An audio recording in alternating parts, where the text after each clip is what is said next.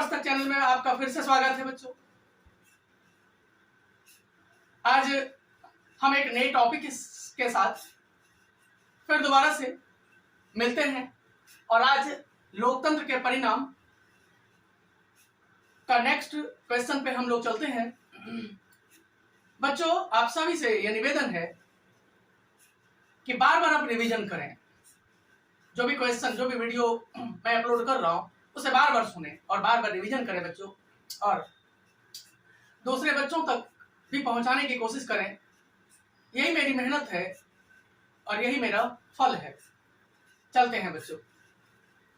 लोकतंत्र नागरिकों की गरिमा को कैसे बनाए रखता है?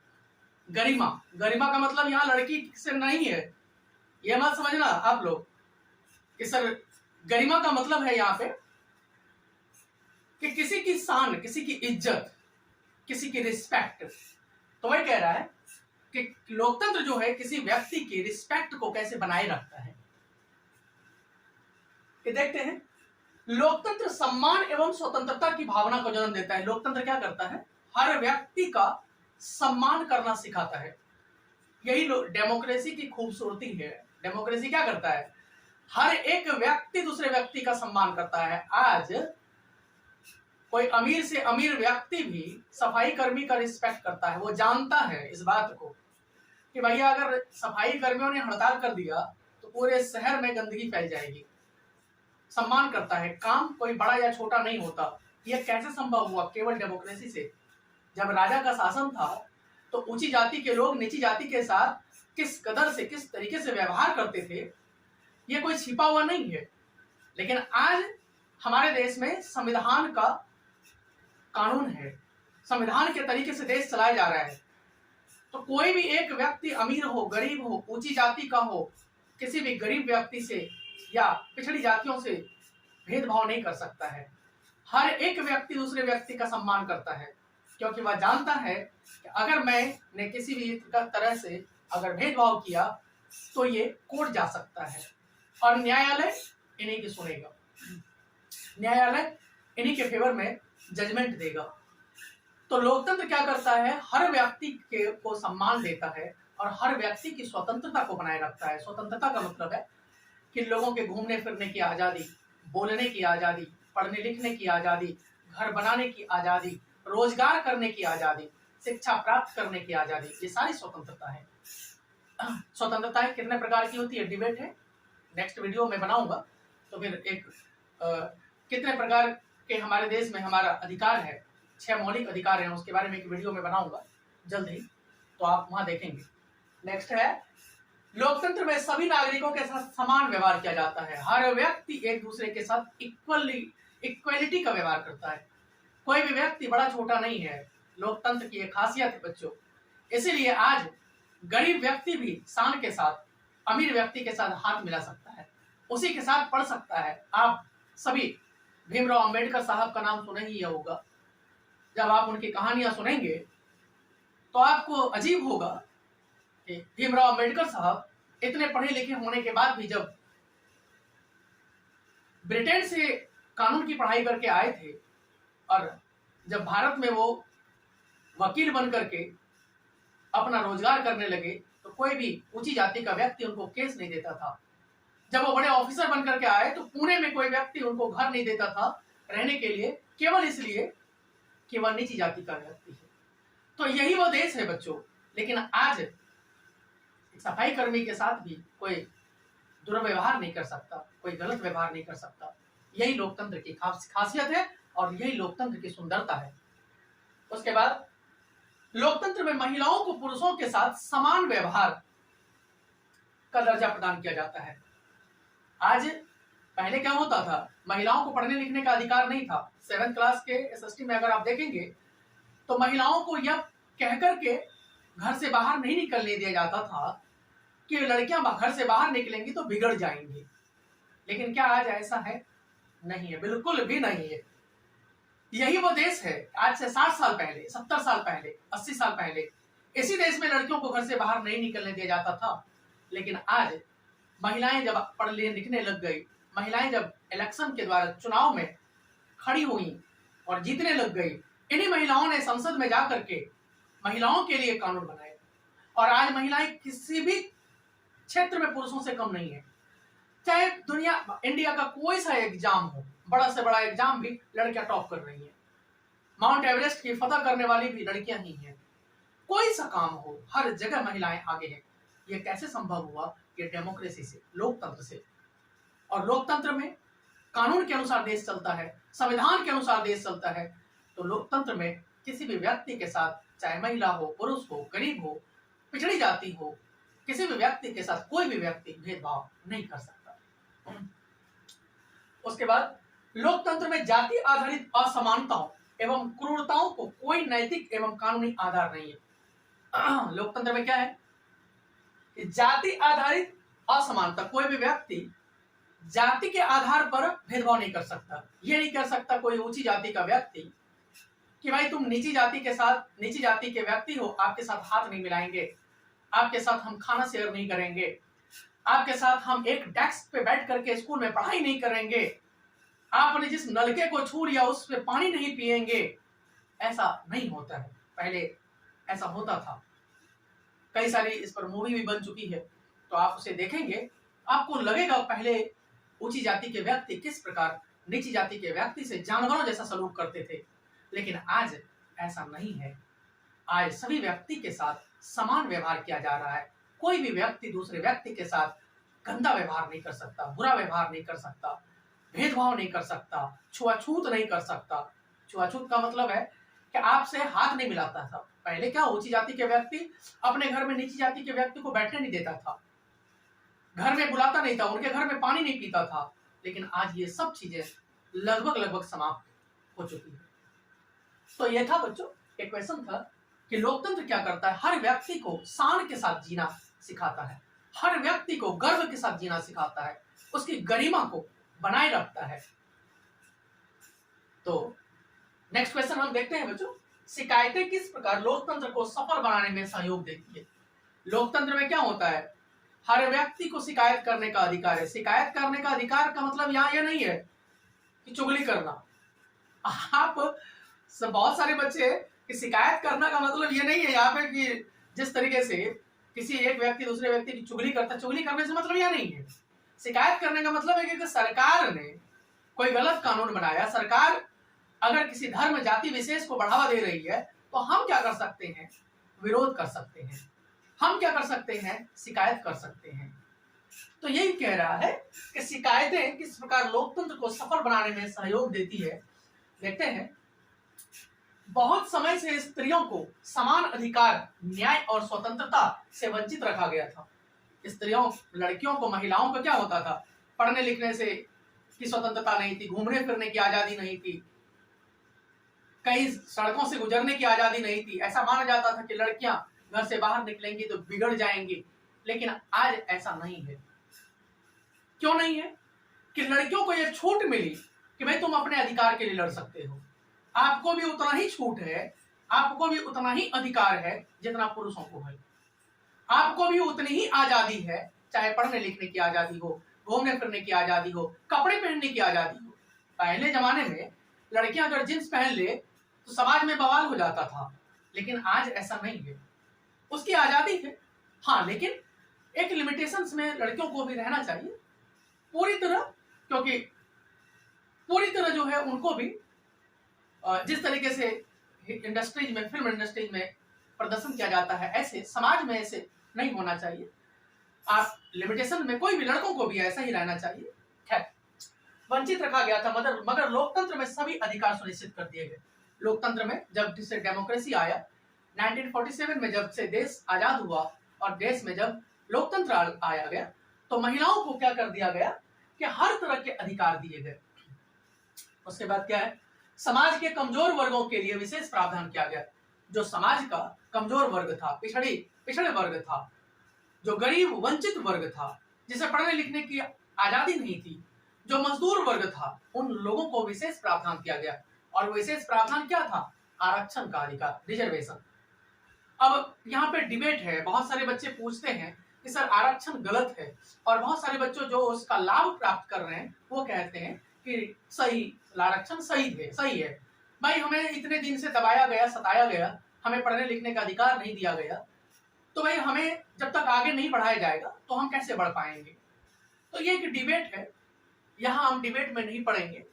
दोनों का अपना लॉजिक है कि भाई जो पिछड़े हुए थे उनको आगे बढ़ाने के लिए थोड़ा छूट दिया गया, और जो सवर्ण जाति के लोग हैं उनका कहना है कि आरक्षण से एक क्षेत्र विशेष, एक धर्म विशेष, एक जाति विशेष के लोगों को बढ़ावा दिया जाता है, इससे समाज में समानता नहीं असमानता फैलती है।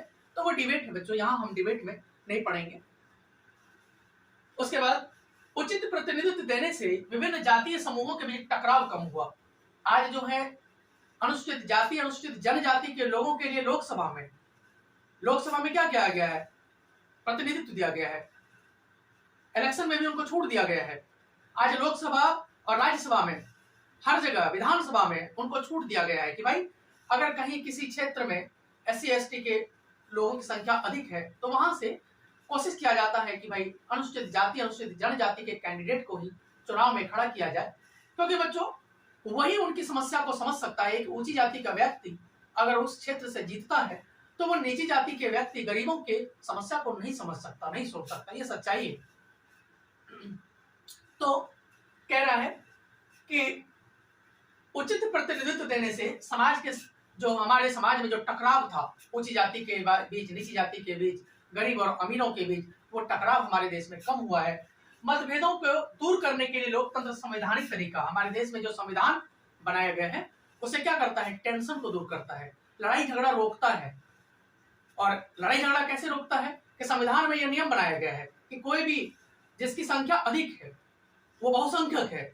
जैसे हमारे देश में हिंदुओं की संख्या बहुत अधिक है, बहुसंख्यक है, और हिंदू मुस्लिम सिख ईसाइयों की संख्या कम है, वो अल्पसंख्यक है। तो जो बहुसंख्यक है वो अल्पसंख्यक पर अत्याचार ना करे, ये कानून बनाया गया है। अगर ऐसा कोई करता है तो क्या करता है, कानून उसको पनिश करता है, दंड देता है। ऐसा अधिकार ही नहीं है किसी व्यक्ति को कि भाई जिसकी संख्या अधिक है वो कमजोर वर्गों को सताए, परेशान करे, ऐसा अधिकार नहीं है। और ये केवल लोकतंत्र में ही संभव है। उसके बाद तो इस प्रकार से संवैधानिक तरीका उपलब्ध कराता है। तो लोकतंत्र क्या करता है कि सफल लोकतंत्र जो है, शिकायत इस प्रकार से, जब हमारे साथ अगर कोई भेदभाव होता है, हमारे साथ अगर कोई बुरा व्यवहार होता है, तो हम ये शिकायत जो है कोर्ट में कर सकते हैं, हम ये शिकायत जो है पुलिस के पास कर सकते हैं, और पुलिस हर प्रकार की शिकायत का निपटारा करता है, वो केस रिपोर्ट दर्ज करता है। तो इस प्रकार धीरे धीरे इन सब चीजों की सहायता से हमारे समाज में समानता आ रहा है, और जो भेदभाव था वो धीरे धीरे हमारे समाज से दूर होता जा रहा है। नेक्स्ट क्वेश्चन है बच्चों, लोकतंत्र के सिद्धांतों को जीवन के सभी क्षेत्रों में कैसे लागू किया जा सकता है।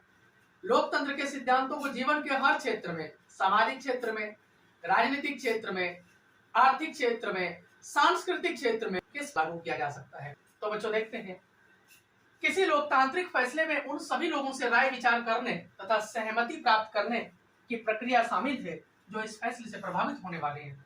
लोकतंत्र में सरकार अगर कोई फैसला लेता है तो केवल प्रधानमंत्री साहब फैसला नहीं लेता, लोकसभा और राज्यसभा में जितने मेंबर हैं उन सभी लोगों से राय विचार विमर्श किया जाता है, और जितने मंत्री हैं, जितने लोकसभा में मेंबर हैं, उन सभी से विचार विमर्श करने के बाद आधे से अधिक मेंबर के साथ सहमति बनती है, तब कोई कानून बनता है, तब पूरे देश के लिए कोई फैसला लिया जाता है। तो आधे से अधिक मेंबर का मतलब है 50% से ऊपर, और 50% से ऊपर जब सरकार बन जाती है तो वही सारे लोग जो है हमारे देश के लिए कोई फैसला लेता है।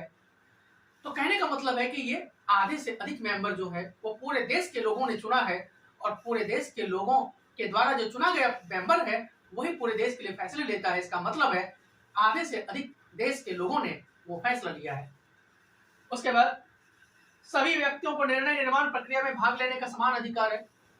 अगर लोग संसद में, पार्लियामेंट में क्या होता है, ऊंची जाति के व्यक्ति भी जीत करके जाते हैं, नीची जाति के व्यक्ति भी जीत करके जाते हैं, हर जाति का व्यक्ति भी जीत करके जाता है, हिंदुओं का मेंबर भी जीत करके जा रहा है, मुस्लिमों के मेंबर भी जीत करके जा रहे हैं, सिखों, ईसाइयों, बौद्ध, जैन, हर धर्म के लोग पार्लियामेंट में चुनाव में जीत करके जा रहे हैं। और कोई भी निर्णय लिया जा रहा है, कोई भी डिसीजन लिया जा रहा है, तो सभी मेंबर से पूछने के बाद, सलाह मशविरा करने के बाद कोई डिसीजन लिया जा रहा है। इसका मतलब क्या है कि भारत के सभी जाति धर्म के द्वारा निर्णय लिया गया है। उसके बाद किसी भी धनी या शक्तिशाली व्यक्ति को विशेष अधिकार प्राप्त नहीं। हमारे देश में क्या है, चाहे कोई अमीर व्यक्ति हो या गरीब हो, सबको समान अधिकार प्राप्त है। ये तो यही बात है, अगर किसी अमीर व्यक्ति ने कोई गलत काम किया, किसी की हत्या कर दी, और किसी गरीब व्यक्ति ने वही काम कर दिया, तो दोनों के लिए इक्वल पनिशमेंट है, समान सजा का प्रावधान किया गया है। ऐसा नहीं है कि अमीर व्यक्ति को कम सजा और गरीब व्यक्ति को कम सजा, ऐसा नहीं है हमारे देश में। इसीलिए भारत जो है वो पूरे विश्व में सबसे अच्छा लोकतंत्र माना जाता है। भारत का जो डेमोक्रेसी है वो सबसे अच्छा लोकतंत्र माना जाता है। कई सारे बच्चे कहते होंगे कि सर ये तो वही बात है, क्या बढ़ा चढ़ा कर कह रहे हो। बच्चे, ये बात बढ़ा चढ़ा कर कहने की नहीं है। जब आप किसी भी चीज को अच्छे से समझेंगे, आपने कोई दूसरे देश की डेमोक्रेसी देखो ना और भारत की डेमोक्रेसी देखो, तब तुलना करो, तब पता चलेगा कि हम कितने खूबसूरत कंट्री में रह रहे हैं। हमारा देश कितना खूबसूरत है, हमारे यहाँ का नियम कानून कितना बढ़िया है। आप जाओ ना दूसरे कंट्री, आप दूसरे कंट्री के बारे में पढ़ो, तब तो पता चलेगा। तो बच्चों, ये बिल्कुल सत्य है कि जब आप थोड़ा सा और आगे क्लास में जाएंगे, पढ़ेंगे, तब आपको पता चलेगा कि ये बिल्कुल फैक्ट है, ये सच है कि भारत एक बहुत ही खूबसूरत देश है। यहाँ हर व्यक्ति को उतनी ही आजादी है, चाहे गरीब हो, अमीर हो, पढ़ा लिखा हो, अनपढ़ हो, धनी हो, गरीब हो, हर व्यक्ति को समान अधिकार प्राप्त है, हर व्यक्ति को उतना ही छूट है। तो बच्चों, इसीलिए भारत एक बहुत ही खूबसूरत देश है। नेक्स्ट क्वेश्चन है बच्चों, तानाशाही सरकार की तुलना में लोकतांत्रिक सरकार की कमियों को बताएं। देखो, कोई भी शासन परफेक्ट नहीं होता। लोकतंत्र की खासियत तो है, लेकिन लोकतंत्र की कमियां भी है। अब क्या कमी है वो देखते हैं हम लोग। तानाशाही की तुलना में लोकतंत्र में निर्णय लेने में कुछ अधिक समय लग जाता है। तानाशाही में क्या होता है, पूरे चीन में कोई भी पूरे चीन के लिए अगर डिसीजन लेना हो तो वहां का जो राष्ट्रपति है वो 5 मिनट में डिसीजन ले सकता है, और ऐसा लिया गया है। लेकिन भारत में कोई डिसीजन लेना हो 3-4 दिन लग जाता है। क्यों लग जाता है कि प्रधानमंत्री केवल अकेले डिसीजन नहीं ले सकते, राष्ट्रपति केवल अकेले डिसीजन नहीं ले सकते। क्या होता है कि लोकसभा में, पूरे देश से लोकसभा में जितने मेंबर हैं उनमें से आधे या 2/3, करीब करीब 75% मेंबर से पूछा जाएगा, सलाह लिया जाएगा। राज्यसभा में 245 मेंबर हैं, उनमें से आधे से अधिक मेंबर से सलाह लिया जाएगा। उसके बाद फिर दोनों से सलाह लेने के बाद कानून लिखा जाएगा, फिर ये राष्ट्रपति साहब के पास जाएंगे। राष्ट्रपति ने अगर सिग्नेचर कर दिया तब वो कानून बनेगा। तो ये सारा डिसीजन लेने में करीब करीब जो है 5 से 7 दिन लग जाता है। तब आप कहेंगे सर जी, अगर भारत पे किसी देश ने आक्रमण कर दिया तो 5 दिन डिसीजन लेने में लग जाएगा, तो तब तक तो हमारा देश जो है वो खत्म हो जाएगा। बच्चों, ऐसा नहीं है। अगर किसी देश ने आक्रमण कर दिया तो भी प्रधानमंत्री अकेले डिसीजन नहीं ले सकता, फिर भी एक शॉर्ट मीटिंग रखेगा, और शॉर्ट मीटिंग लेने में कम से कम आधे घंटे 1 घंटे का टाइम चाहिए। लेकिन चाइना में जहां तानाशाही है, वहां डिसीजन लेने में 5 मिनट लग सकता है, 10 मिनट में डिसीजन वो ले सकते हैं। हमारे देश में, किसी भी लोकतंत्र में, लोकतांत्रिक देश में थोड़ा डिसीजन लेने में थोड़ा सा समय वक्त लगता है, क्योंकि इतने सारे लोगों से कोई भी काम सलाह लेने के बाद ही किया जाता है। जबकि तानाशाही में कोई एक व्यक्ति डिसीजन लेता है और उसी के डिसीजन को पूरा देश मानता है। उसके बाद तब आप, कोई बच्चा ये नहीं कहे कि सर आप, इसका मतलब है तानाशाही को बढ़ावा दे रहे हो क्या। नहीं नहीं नहीं, मैं तानाशाही को बिल्कुल कभी भी बढ़ावा नहीं दे सकता, कोई भी टीचर नहीं दे सकता बढ़ावा। बस हम यहाँ केवल पढ़ने के ख्याल से पढ़ रहे हैं, समझने के ख्याल से समझ रहे हैं बच्चों। उसके बाद जो है, तानाशाही सरकार की तुलना में लोकतांत्रिक सरकार ज्यादा खर्चीली होती है। तानाशाही में, क्योंकि यहाँ निश्चित के बाद चुनाव होता है। तानाशाही में क्या होता है कि चुनाव जो है वो जब मर्जी हो गया चुनाव हो जाता है। हमारे देश में क्या है, 5 साल में चुनाव होता है, और चुनाव बहुत खर्चीला होता है। अगर आपको पता होगा तो कभी एक आर्टिकल आया था, एक बार एक बहुत बड़े राइटर ने लिखा था कि भारत में जो लोकसभा का चुनाव होता है, प्रधानमंत्री पद के लिए अगर चुनाव होता है, तो उसमें इतना खर्च होता है कि भारत 6 महीने पीछे चला जाता है, 6 महीने पीछे। तो फिर आप कहेंगे सर क्या चुनाव को खत्म कर देना चाहिए? नहीं, चुनाव को खत्म नहीं कर सकते। चुनाव खत्म हो जाएगा फिर तानाशाही आ जाएगा, वो तो ठीक है, लेकिन केवल हम लोकतंत्र की कमियां गिना रहे हैं, क्योंकि हर व्यक्ति, कोई व्यक्ति परफेक्ट नहीं होता। तो इसी प्रकार से कोई भी रूल परफेक्ट नहीं होता, हर रूल का कुछ ना कुछ अच्छाइयां हैं तो कुछ ना कुछ उसकी बुराइयां भी है, खामियां भी है, नेगेटिव पॉइंट भी है। हम केवल लोकतंत्र के नेगेटिव पॉइंट देख रहे हैं, हालांकि लोकतंत्र की अधिकांश चीजें खासियत ही है, लेकिन लोकतंत्र की कुछ कमियां भी है, उस कमियों को भी देख रहे हैं हम लोग बच्चे। उसके बाद तानाशाही में उच्च स्तर पर भ्रष्टाचार हो सकता है, परंतु लोकतंत्र में हर स्तर पर भ्रष्टाचार हो सकता है। तानाशाही में क्या होता है? बड़े लेवल पर भ्रष्टाचार होता है। तानाशाही में कोई एक व्यक्ति जो उस देश का सुप्रीमो है वही भ्रष्टाचार करता है, लेकिन लोकतंत्र में क्या होता है? हर लेवल पर भ्रष्टाचार होता है। छोटे से छोटा व्यक्ति, क्लर्क भी पैसा लेकर के काम कर रहा है यहाँ। तानाशाही में ऐसा नहीं हो सकता। उसी क्लर्क ने अगर किसी व्यक्ति से घूस ले लिया तो उसको फांसी हो जाएगा। हमारे देश में ऐसा कोई प्रावधान नहीं है। तो लोकतंत्र में हर लेवल पे व्यक्ति भ्रष्टाचार कर रहा है, जबकि तानाशाही कंट्री में बड़े लेवल पर भ्रष्टाचार होता है। कोई एक ही व्यक्ति जो उस देश का सुप्रीम है, जिसके पास पूरी पावर है, वही व्यक्ति भ्रष्टाचार करता है।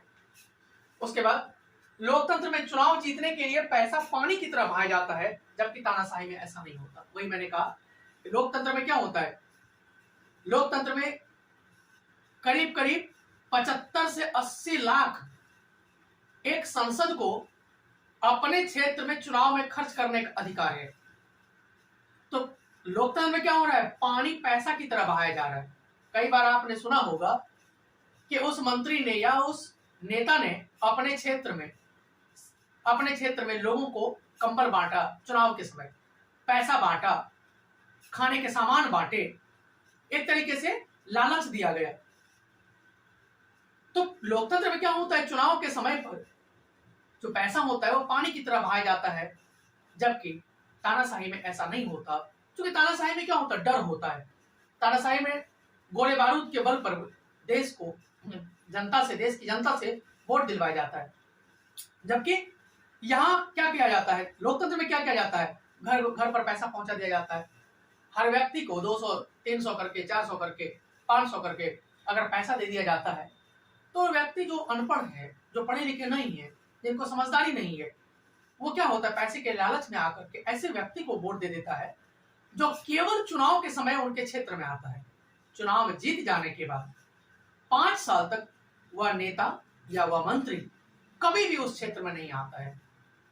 तो बच्चों, इस प्रकार लोकतंत्र की कुछ अच्छाइयां हैं तो लोकतंत्र की कुछ बुराइयां भी है, लेकिन कुल मिलाकर के अगर इस आंसर को हमें पेपर में लिखना होगा तो हम अंतिम में आंसर को में लिखेंगे कि चाहे लोकतंत्र की 1000 कमियां हो, लोकतंत्र में 1000 कमियां हो, लेकिन फिर भी लोकतंत्र सभी शासनों में बेहतर शासन माना जाता है।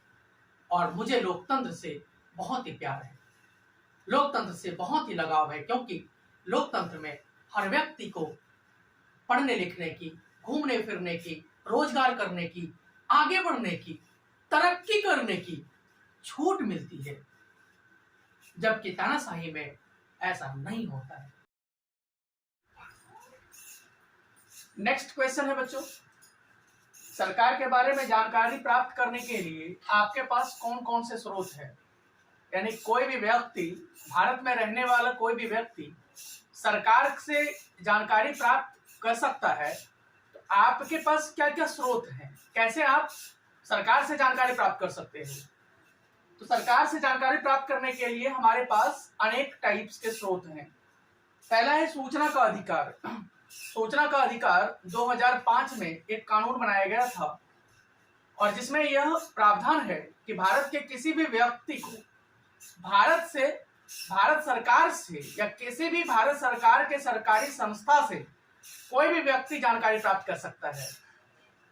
तो सूचना का अधिकार 2005 के तहत भारत के हर व्यक्ति को यह पावर दिया गया, अधिकार दिया गया कि भारत का कोई भी व्यक्ति जो है भारत सरकार से सूचना मांग सकता है कि कितने पैसे सरकार को इस साल प्राप्त हुए, विदेशी मुद्रा से कितने पैसे प्राप्त हुए, कितना पैसा सरकार ने खर्च किया, कितना पैसा रोड बनाने में खर्च किया, कितना पैसा इंटरनेशनल एयरपोर्ट बनाने में खर्च किया। ये कोई भी जानकारी भारत में रहने वाला कोई भी व्यक्ति आरटीआई के थ्रू मांग सकता है। दूसरा है राजनीतिक नेताओं के द्वारा, जो पॉलिटिकल लीडर्स होते हैं उनके द्वारा भी आप सूचना प्राप्त कर सकते हो। अगर कोई दूसरी पार्टी का व्यक्ति है या सरकार का ही पार्टी का नेता है तो आप उनसे भी भारत सरकार के बारे में या जानकारी प्राप्त कर सकते हो। तीसरा है अखबार और दूरदर्शन पर सरकार द्वारा दिए गए विज्ञापन। गवर्नमेंट क्या करता है, जो न्यूज़पेपर है और जो न्यूज़पेपर है और जो इतने भी चैनल्स हैं, मीडिया चैनल्स, उन पर भी कई बार जो है सरकार क्या कैसे कैसे खर्च करती है या सरकार के से जो बहुत सारी जानकारियां जो है वो जनता तक पहुंचाई जाती है। नेक्स्ट है राजनीति पर आधारित वाद विवाद। आपने देखा होगा बच्चों, जब डिस्कशन हुआ बहुत सारे पार्टी के अनेक पार्टी लीडर प्रेस कॉन्फ्रेंस में आता है और बात होता है, तो बहस के बाद बहुत सारी चीजें सरकार के बारे में जानकारी हमारे सामने आती है, जनता के सामने आती है। और नेक्स्ट है साहित्यकारों और राजनीतिक विश्लेषकों के द्वारा, बहुत सारे जो राइटर हैं, साहित्यकार हैं, हिंदी के लेखक हैं, या बहुत सारे जो राजनीतिक विश्लेषक हैं, जो पेपर वगैरह में जो लेख वगैरह लिखता है, वो भी बहुत सारी अच्छी जानकारियां हम जनता को न्यूज़पेपर के माध्यम से देते रहता है। तो वहां से भी हम बहुत सारी जानकारियां सरकार के बारे में हम जान सकते हैं। तो ये था एक इम्पोर्टेंट क्वेश्चन। नेक्स्ट क्वेश्चन है लोकतंत्र के कौन कौन से परिणाम अपेक्षित हैं। परिणाम का मतलब है रिजल्ट। तो लोकतंत्र से क्या क्या परिणाम, लोकतंत्र का क्या क्या रिजल्ट हो सकता है।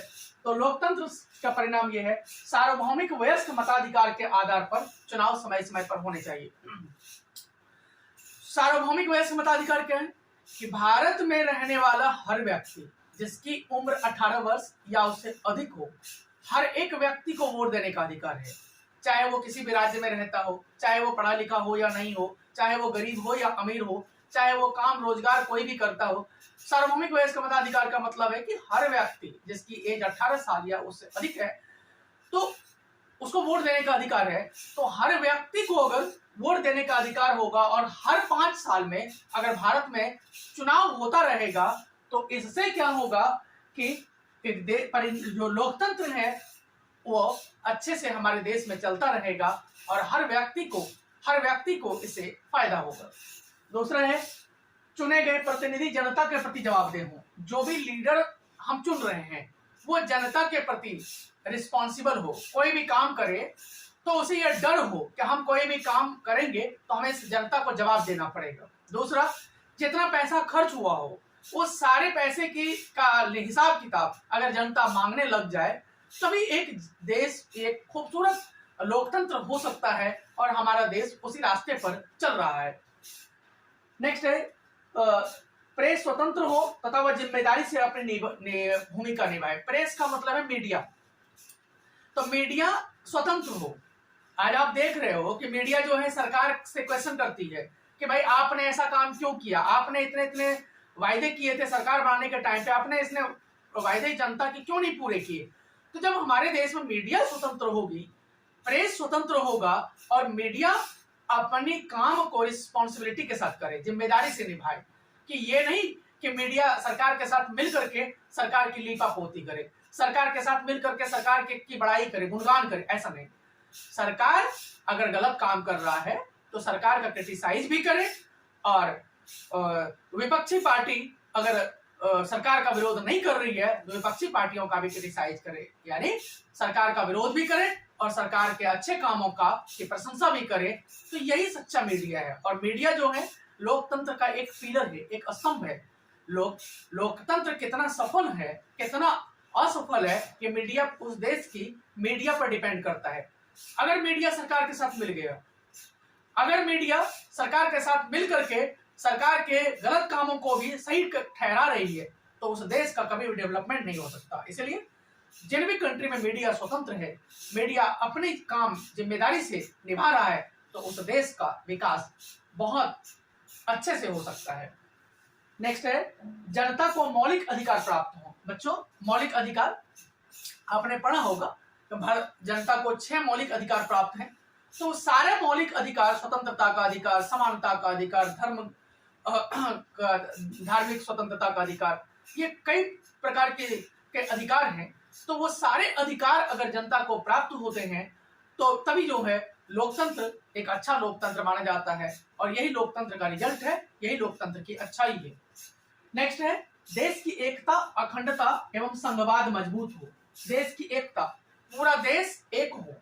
अखंडता यानी भारत जो है एक अखंड है, यानी इसको खंड खंड नहीं कर सकते, अलग अलग कंट्री में, अलग अलग राज्य, अलग अलग कंट्री में इसे डिवाइड नहीं कर सकते। जैसे कई बार जो है कई सारे कंट्री की मांग होने लग जाती है, या कई सारे राज्य जो है अलग होने की मांग करते हैं, तो ऐसा नहीं। लोकतंत्र का मतलब है कि पूरा देश एक कंट्री बन करके रहे, और जब भी हमारे देश पर कोई दूसरा देश आक्रमण करे या हमला करे तो हम पूरा हर देश के नागरिक, पूरे कंट्री के नागरिक, भारत के नागरिक एकजुट होकर के उनका विरोध करें। उसके बाद संघवाद मजबूत हो, जो संघवाद है वो भी मजबूत हो। तो ये था बच्चों 2 क्वेश्चन था। नेक्स्ट क्वेश्चन है कानून के शासन का अर्थ है। कानून के शासन का अर्थ है कि भारत में हर व्यक्ति को संविधान पर अटूट श्रद्धा हो। अटूट श्रद्धा का मतलब है विश्वास हो, और हमारा देश कानून के अनुसार, नियम कानून के अनुसार चलाया जाए, उसे कानून का शासन कहते हैं। कानून का शासन का मतलब होता है कि हर देश में हर जगह कानून का राज हो। कोई भी व्यक्ति गलत करे तो उसे जो कोर्ट है वो उसे सजा दे, और अगर कोई भी व्यक्ति अच्छा काम करे तो उसके सरकार जो है प्रोत्साहित करे, उसे तारीफ करे, उसे प्रशंसा करे और उसे आगे बढ़ाए। नेक्स्ट क्वेश्चन है तानाशाही का समर्थन करने वाली राजनीतिक विचारधारा को निरंकुशतावाद कहते हैं। तानाशाही के बारे में आप जानते ही हो, बहुत सारे कंट्री हैं जो तानाशाही देश कहलाते हैं। तानाशाही का मतलब होता है कि केवल शासन एक व्यक्ति के आधार पर चलाया जाता है, और वही व्यक्ति पूरे देश के लिए डिसीजन लेता है। वह किसी भी अपने नेता से पूछता नहीं है और अपनी मर्जी पूरे देश पर चलाता है। तो ऐसे विचारधारा को निरंकुशतावाद कहते हैं। निरंकुशता, निरंकुश का मतलब है कि उस व्यक्ति के ऊपर कोई अंकुश नहीं, कोई कंट्रोल नहीं है, उनकी जैसी मर्जी होगी वैसे ही वो देश चलाएंगे। तो बच्चों, इस प्रकार यह वीडियो कैसी लगी, आप सभी प्यारे प्यारे बच्चों को, प्यारे प्यारे छात्रों को, दोस्तों को, भाइयों बहनों को, सभी को मेरा बहुत बहुत धन्यवाद। जिन्होंने भी इस वीडियो को आगे बढ़ाया है, मेरे चैनल को आगे बढ़ाने में मुझे सहयोग दिया है, उन सभी दोस्तों को बहुत बहुत धन्यवाद। दोस्तों, बोर्ड का पेपर बहुत नजदीक है, और आप सभी बच्चों से यह निवेदन है कि हर बच्चों तक यह वीडियो पहुंचाएं, ताकि सभी बच्चे अच्छे से अच्छे मार्क्स प्राप्त कर सकें और अच्छे से अच्छे नंबर करके फिर दोबारा से 11th में आप अच्छी, जो भी आपकी इच्छाएं हैं, जो भी आप सब्जेक्ट लेना चाहते हो, तो आपको उसी हिसाब से नंबर आए और आप अपना सब्जेक्ट चूज कर सकें, चुन सकें, और अपने अच्छे स्कूल में आपका एडमिशन हो सके। बहुत बहुत धन्यवाद। जय हिंद, जय